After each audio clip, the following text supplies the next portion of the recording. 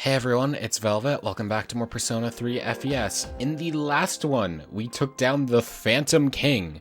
And in this one, we're going to continue on to Tartarus. But first, let's stop by the Velvet Room, see what requests we can fill. Because I know we had one where we have to summon Oberon in Titania. So I think we should make room for that one. And by seeing what we can get rid of through fusion. So let's start with Fornius. Maybe a triple fusion will be the best idea. So we can fuse Fornius, King Frost, and are any of these new? I don't believe so. What about with Decarabia? I also don't believe any of this is new. That's not true. Throne is, but I want to keep Odin. I don't want to have to resummon him, you feel me? Is there anything I can fuse Thornius with to get me something new? Bishamonten, I think, except I'm a little too short. Damn.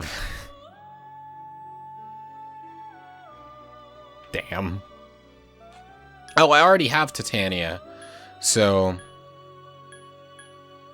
I just need to get Oberon. Oh, if I can get thrown this way, then that works. Shame to get rid of Kali. Anything between all of these that is worth keeping? Probably Dioran, if I can. Null Dark might be useful. Marakukaja, Endure Light, Revolution. Nothing from Fornius, I'm sure. You know, I'm just happy with this. I'm happy with Dioran and high counter. Oh, this guy is weak to Dark, is it? So going for the Null Dark might... You know, I'm probably not going to use this persona enough for that to matter. Let's just fuse this guy away and get ourselves thrown. Let's actually press yes for starters.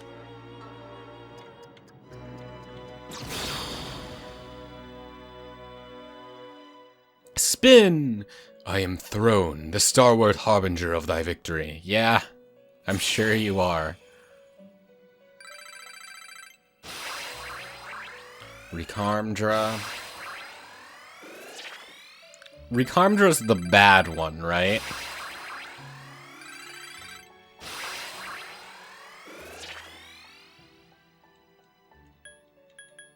Yeah, this one's just bad. There's this is just a lose button, because if you put this on your protagonist, then you have 1 HP, and if the protagonist dies, you lose. I'm sure there is a situation, but I see no reason to have this on hand. You know what I mean?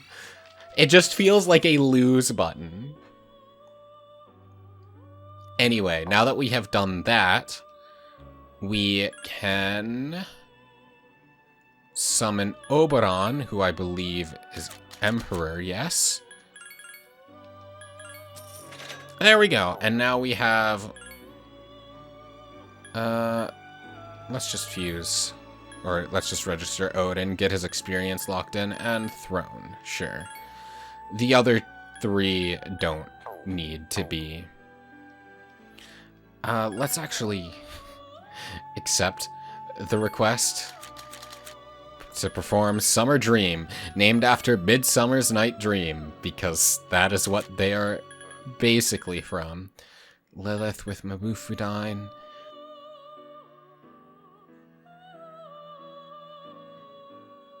Yeah, I think we need to be level 61 for that. We're not there yet, but I guess I could accept this as well. So if we see any...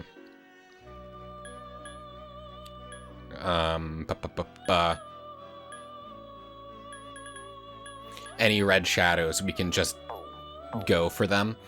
Alright. Now let's not worry about that for now, or any longer. We'll just equip Titania, I guess, so we can the first shadow we see, we can we can use that on.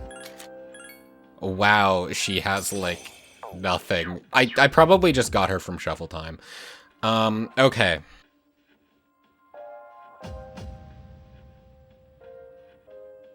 So for the next boss, can I check everyone's status? Yeah. I think I'm gonna want to go with characters who have higher endurance. So probably like Junpei and Akihiko. Yeah, Junpei, Akihiko, and Ken seem like the play. And the reason I say that is just because the upcoming boss has a lot of, well, its main attacking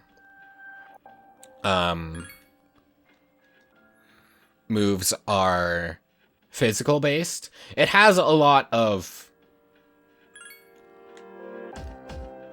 status ailments as well, so I guess avoiding charm might be a good thing, at least on the protagonist. What do you all have? Thanks for the shoes back. What does the warrior seal do? Low chance to counter. I think this is more helpful. Do I have anything better for you? No, not for there. What about in terms of armor? Yeah, I'll give you a robe of warding. I'll just have to remember that these characters are the ones that I have the Narcissus flower on, you know?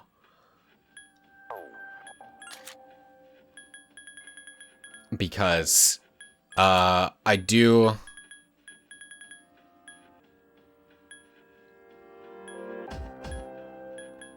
Yeah, we'll give him that. Because I do want to have these on my loadout for the final boss, which I've said multiple times already. And again, I will explain exactly why once we get there.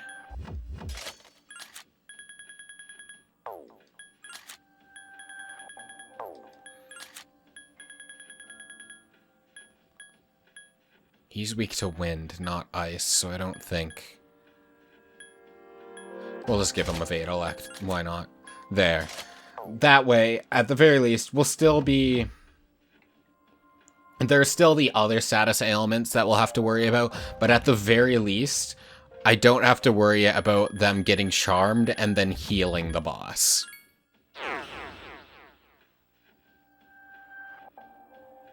But otherwise, your character's attacking abilities don't matter. It's just you want characters who can, like, survive. Is the main deal. So I think characters with high endurance are the smartest choice. You know what I mean?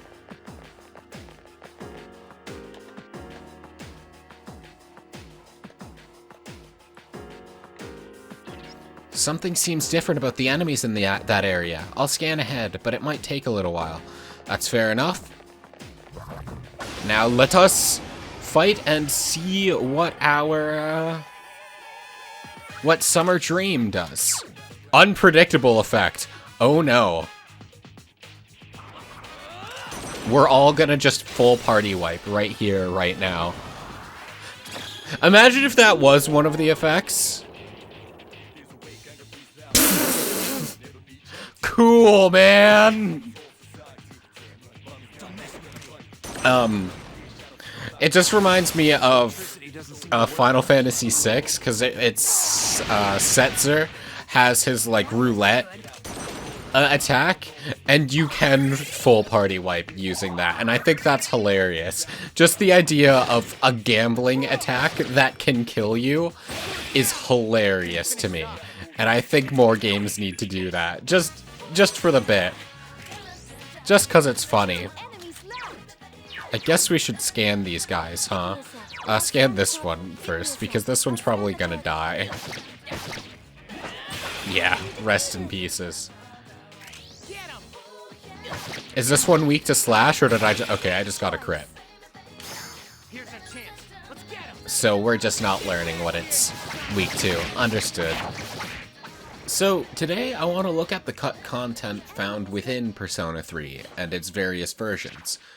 Right off the bat, heavy credit to the website The Cutting Room Floor, which exists to archive this kind of stuff across many different games. Really cool website, I recommend checking it out. And of course, I will be linking to the page as referenced in the description. So to start off, of course, all 3 versions of the game feature different debug menus within the code, which notably allow one to change the calendar and time of day at will, as well as change floors in Tartarus, and interestingly enough, there's one that includes a sort of cutscene editor, which seems to allow you to make your own cutscenes using in-game sound effects, music, and graphics. And this one in particular is interesting to me because while I've seen games with cutscene editors natively before, such as Age of Mythology for example, they tend to be a fundamentally different type of game, so I personally just don't understand what this might have been used for within Persona 3 proper. It's in both the original and FES versions of the game too.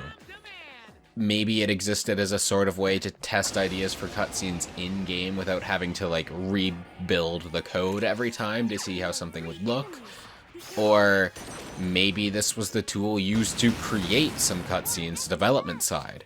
Though, in my opinion, that feels like a weird way to approach that, so I'm not entirely sure. Other things you would expect to find are placeholder portraits and models, as well as earlier versions of the user interface and early art of characters. Mostly line art versions or portraits that aren't fully rendered with proper lighting and shading. There's also battle interface graphics that were somewhat different and seem to reuse assets from Shin Megami Tensei 3 Nocturne, and have a battle portrait resembling its protagonist. There's also a portrait of Aegis that's described as a main character speaking icon, which would presumably be used whenever your player character had something to say, which he does not outside of your own choices, so naturally that goes unused. One thing in the unused graphics that's of particular interest to me is that there's a menu similar to the one at the beginning of the game where you choose your name, except the background graphic describes it as a certificate of marriage, with Shinji's name being the one entered. What this could have possibly been used for, I could not hazard a guess. My first thought is that it was used as an early version of the name select screen, but I think it's too elaborately made for that, so I can only assume it's something else. Persona Q has a sort of gag marriage as part of the main story, so this may have been a very early version of that idea, but how it would have been implemented or fit in is completely unclear. All that I can be sure of is that it's a holdover from a much earlier version of the game. Another thing that's noteworthy to me is that the portraits of the Strega personas are also used, but never appear in-game. To me, this suggests one of 3 things. Either the persona portraits were going to be used as cut-ins when they summoned these personas, or you were intended to summon their personas yourself at some point. Or, most likely, the game has them there so that if you happen to hack those personas into your own persona deck, the game has something to call so it can still function. This interpretation is also somewhat supported by some unused voice lines in FES, where both the MC and Aegis have lines if they call their party members' personas. Io! Hermes! Io! Caesar! Though, voice lines relating to Strega's personas seem to be absent here, so it might not be for the same purpose. Similarly, there is a model of the version of Cerberus used in different Persona and Mega Tensei games, present as a sort of placeholder. Say, if you hack one of Fuka's personas onto yourself, this model of Cerberus will be the one that is called instead of any of her own personas. There's also an earlier version of the map in here, which includes a weird compass, as well as earlier names of each of the locations rendered over top of the respective locations on the map. Notably, Gekkoukan is called Ryoseikan High School here, Naganaki Shrine is called Kuranomiya Shinto Shrine, and Iwatodai Station is being called Minatodai Shopping Street. There's also an unused light bulb model in Tartarus that appears in its entrance that the webpage thinks is used as a healing device, mainly due to the texture name having the word heal in it. But in my opinion, I don't think that was it. I think it was probably just used early on to indicate interactable objects before they were all put into the game, given that its locations coincide with the Velvet Room door, the save point, and the warp point. Anyway, as I brought up voice clips before, I figure now's the time to get into them, as there are a lot of them. For starters, there are voice lines that coincide with Mitsuru telling you about the first barricade in Tartarus disappearing, despite those lines not being voiced in the final game. Oh, I have something to tell you. Do you remember how I said Tartarus was divided into different areas? I discovered through Penthesileia's power that the first barrier is gone now. I suspect that the others will disappear too, eventually. Therefore, I'd like to make reaching the top our goal. You never know what the future may hold. We should always be prepared for the worst, and getting to the top of the tower is the most logical step. I'll let you decide on an appropriate pace, but the sooner the better. Understood? Then let's do it. There's a short exchange of Yukari and Junpei commenting on Mitsuru's motorcycle that goes unused. A motorcycle? Oh man, awesome. There's a couple exchanges that were added into Portable, but aren't in the original versions of the game, such as Junpei making a comment during the first operation, when Yukari says not to look up her skirt, as well as some voice lines from Pharos during his conversation in June. Another notable one, which supports my theory of the voice lines and portraits of other personas being present to make sure the game has something to call if you hack them in, is that Mitsuru has voice lines that seem to chastise you if you cheat at the game and access things you should not be able to, suggesting that developers were fully aware of this possibility and wanted to call players out on it. I trusted you. I can't believe you cheated. You're cheating. I'll have to punish you. I'm very disappointed in you. Otherwise, there's voice lines from Mitsuru about encountering Tartarus Guardians that she would have long since been replaced by Fuka for. Stay calm, and you can defeat this Guardian. Its arcana is the Hanged Man. This Guardian's arcana is Fortune, but the battle won't be won by luck. Meaning that either the Tartarus Guardians' locations or arcana wasn't always the same, or, again, just a failsafe if you manage to cheat Mitsuru as your navigator to these Guardians. And lastly, there's a bunch of untranslated navigation lines from Mitsuru included in the game, which were so unused that they were untranslated and aren't voiced by Mitsuru's English voice actor. There's also some unused music in the game's files. FES in particular has 3 songs from other Mega Tensei games, but Persona 3 Vanilla has earlier versions of the Tartarus entrance theme as well.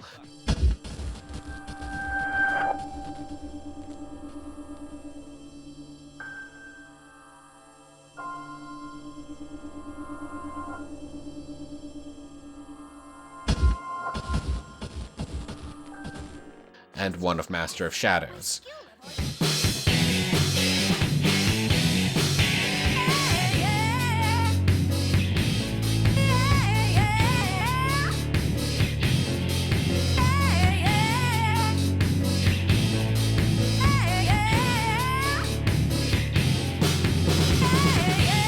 As well as one unidentified track that the page compares to the Level Up theme from Digital Devil Saga.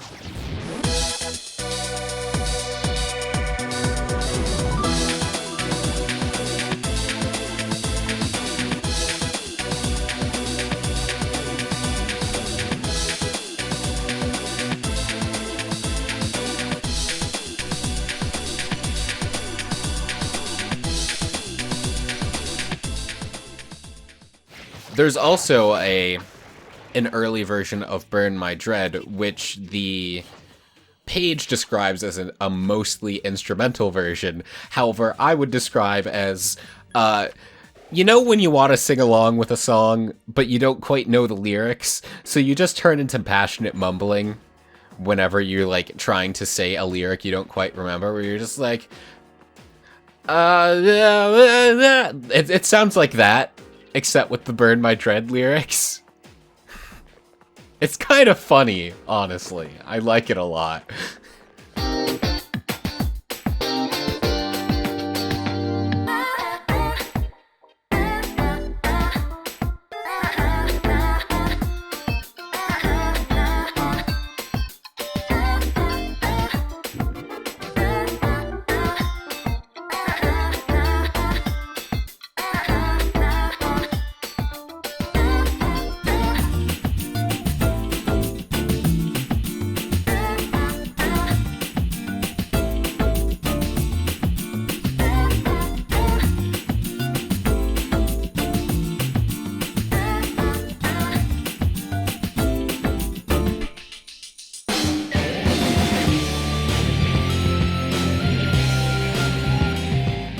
The Tartarus entrance themes are very weird sounding. They're very staticky, mostly, so I'm glad we have the one we have.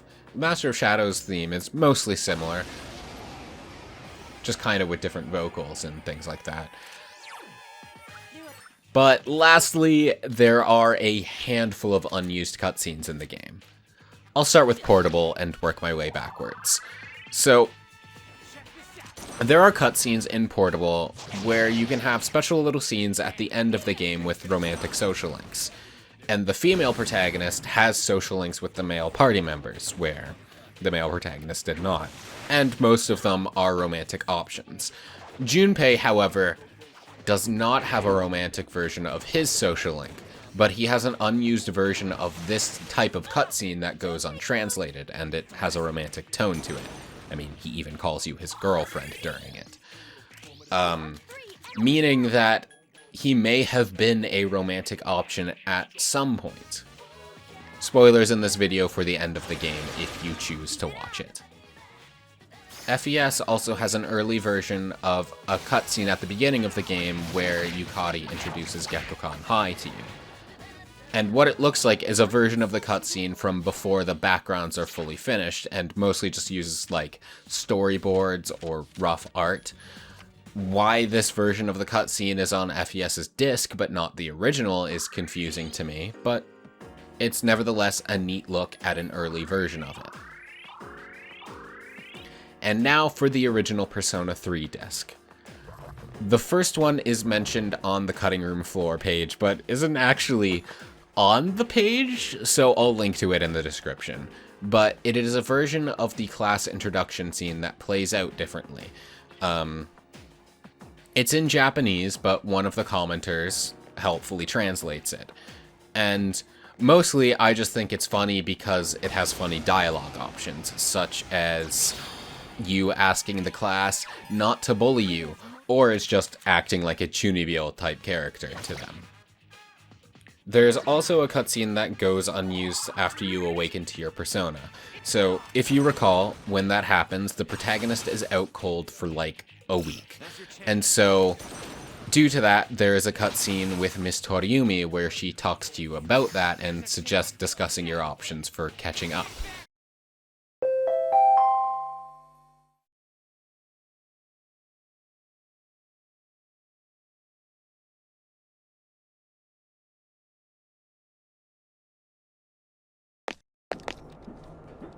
So, you're finally back. I was worried about you. I heard you collapsed from exhaustion. I wonder if it's because of all your recent changes. But I'm equally worried about your academics. You missed an entire week. That hurts. We need a plan. My evaluation could be affected too. Oh well, I'll come up with something. I honestly find it odd that this cutscene is unused, as I think including it could have made a lot of sense, and added just a little bit to Miss Toriumi's character. There's also a pair to this cutscene where Yukari comes up to check on you and brings you study guides from Miss Toriumi to help you catch up on school, and she expresses feeling responsible for you missing school. It's Yukari. Can I come in?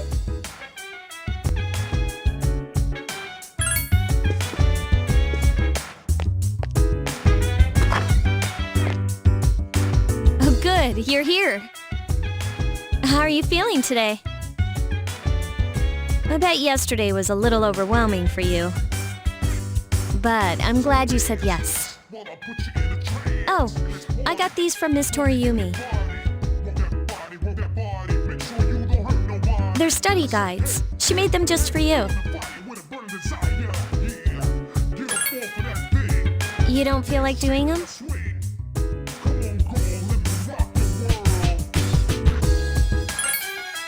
Well, she asked me to give these to you, so make sure you do them. She says this is the most important part of the year. That's why she's worried. Besides, it's partially my fault you missed school, so I feel responsible. So, here.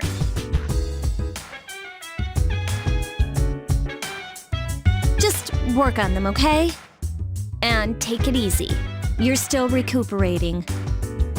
Well, that's it. Good luck! There is also a cutscene that slots in probably shortly before Junpei joins you, in where he continues to grill you and Yukari about how you're in the same dorm and coming to school together. And when you deny that, he implies that he has a secret that you should be interested in, which is more than likely him awakening to his persona. Get your mind out of the gutter! Fine. Then don't ask me about my secret. Huh? That's right. You're not the only ones with a secret. Sorry, but I can't go home with you today. We didn't ask you to. Want to know what it's about? Yeah, right. Hey, if you've got something so important to do, then why are you still here? Hurry up and go already. Another odd choice not to include, in my opinion. And then there's a short little scene before Akihiko rejoins the party, which is also included in the voice line section of these pages, just with Yukari going like, hey, we're meeting back up at the dorm. Akihiko should be at 100% now.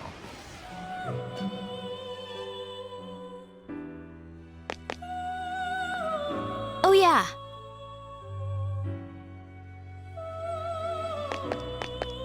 Meet me in the lounge when we get back to the dorm, okay? As of today, Akihiko-senpai is officially 100%. We should congratulate him. So, I'll see you then. And lastly, there are unfinished versions of possible reversals of the Hanged Man and Moon social link, which, if you don't recall, reversal is a sort of failure state that can happen in social links in Persona 3 if you neglect them or make a bad choice in one of the dialogue options. They are usually restricted only to romantic social links, though, especially in FES. And if that happens, you now have to work harder to fix these social links before you can progress them again. As these two scenes are unfinished, they naturally go unused. All in all, there's some really neat stuff here, and it was really cool to look at. And if any of it caught your attention, I highly recommend visiting these pages for yourself and looking at them in more detail. But just be warned, there are spoilers. So, once again, thank you so very much to the Cutting Room Floor for hosting all of this and just being such a great resource for this kind of thing. They also have a Patreon, so if you can spare a couple dollars, I highly recommend donating to it if you can. They do great work at helping preserve video game history.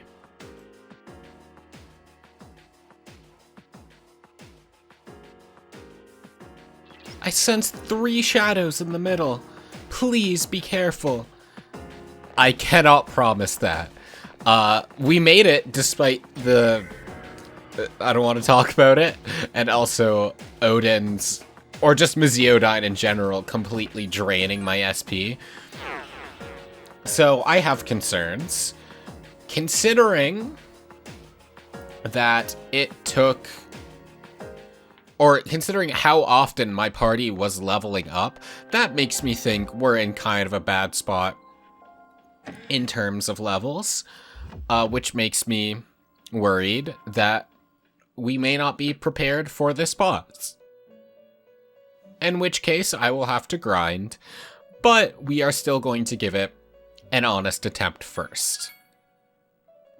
So with that in mind, I have confirmed your casting of the fusion spell, Summer Dream. The mysterious effect might be related to the tempestuous love from the fairy court. I've heard that love is also quite mysterious in the human world. And for that, we get Junpei's summer outfit. Let's register Odin. Ooh, not as close to leveling up as I'd hoped. 8,000 is much closer than 20,000, but still a bit off. Dreamfest. You need Incubus and Succubus. Okay. We can do that, but I'm going to put it off because we are... You know, I'm going to wait to accept this until we actually get past this boss, now that I think of it. But we got 2 of these, so we're going to get our Omega Drive real soon. And we're also level 61, so we can create this once we have the funds and the time too. But first, let us attempt our boss battle. All right, let's do our best. For 'tis all we can do, after all.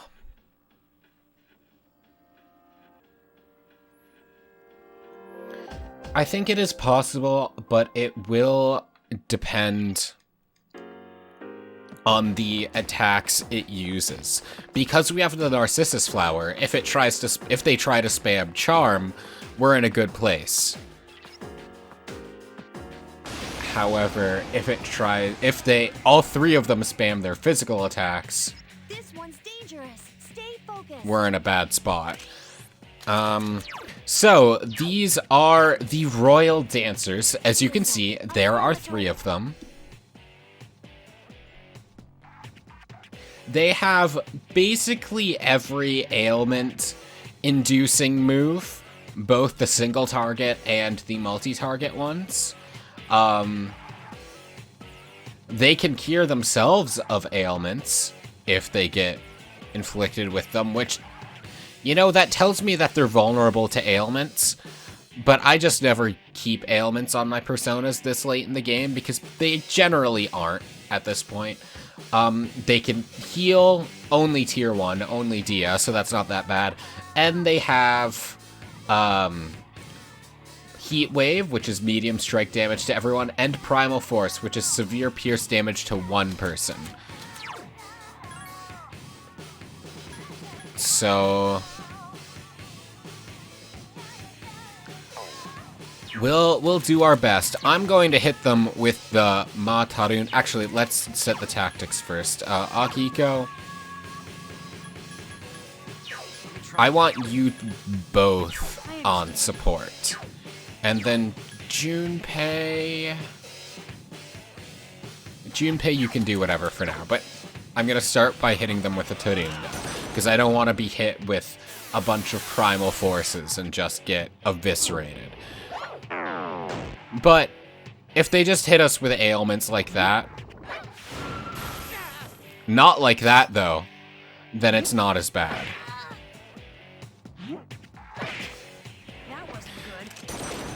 Yeah, they went for the crit on Junpei, huh? Raccoonda's pretty nice. And at the very least, Junpei has that Spring of Life, so he has a bit of sustain. That's fine. I'm just gonna hit him with a Mesiodyne and see how much damage I do. A decent amount. Nice critical hit. Or nice counter strike, but bad critical hit. Okay, so we do... I'm fine with poison. So we do a decent amount of damage. So if we can just stay alive and do that, we're fine. But if we're getting knocked down by random crits, then we're not going to be staying alive, right? I like that his hat is off-centered when he falls down like that. Are you okay? Hey, that's exactly what we need, because we null that.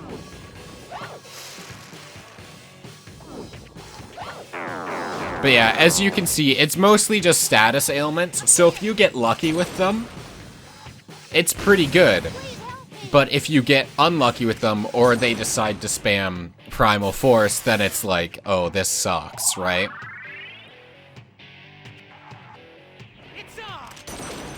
If you could get some crits, Junpei, that'd be nice. No, but some damage is still great. This is more damage than... Yeah, actually, as long as we can survive, we're in a good spot, I think, actually. Especially with just how much damage Odin does. Though we're gonna want to hit him with the Matarunda after this, because I just desperately...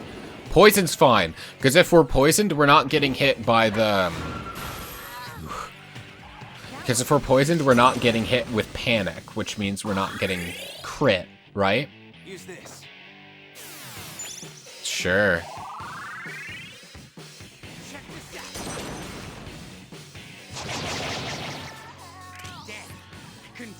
How are their healths? No, I don't think I can quite finish them off with one go, so I'm gonna hit them with a Matarunda.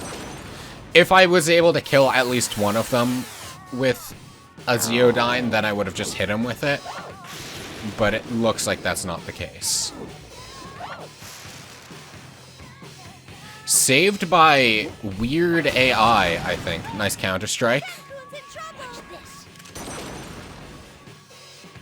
Yeah, I think we won. I was more worried than I needed to be. Which is usually the case, but I think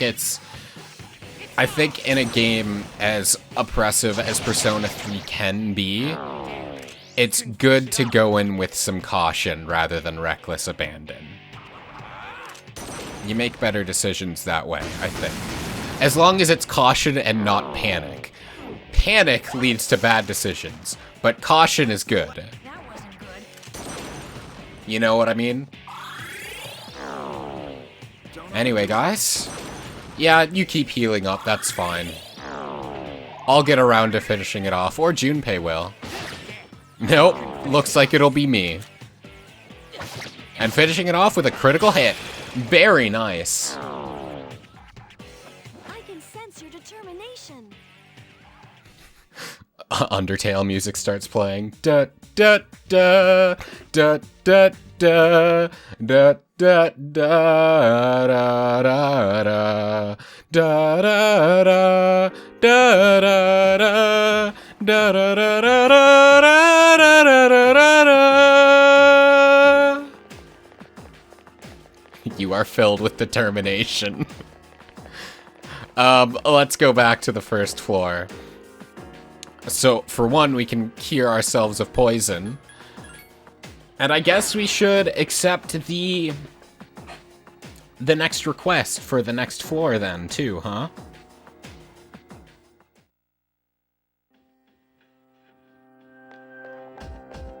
And also, we should probably save as well. Might be smart.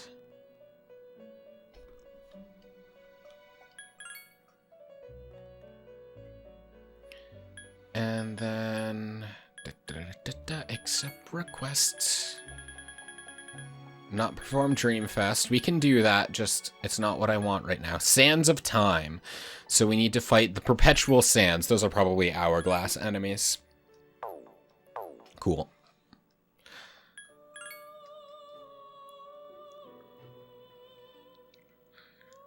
However, on that note, as always, defeating a Tartarus Guardian is a fantastic place to end things off. So, thank you so very much for watching. I do hope you enjoyed. And if you did, please consider subscribing and all that. In the next one, we will take on the next Tartarus Guardian, which I believe is the last one for now before we can get the old document. Anyway, until next time, have a fantastic day, alright?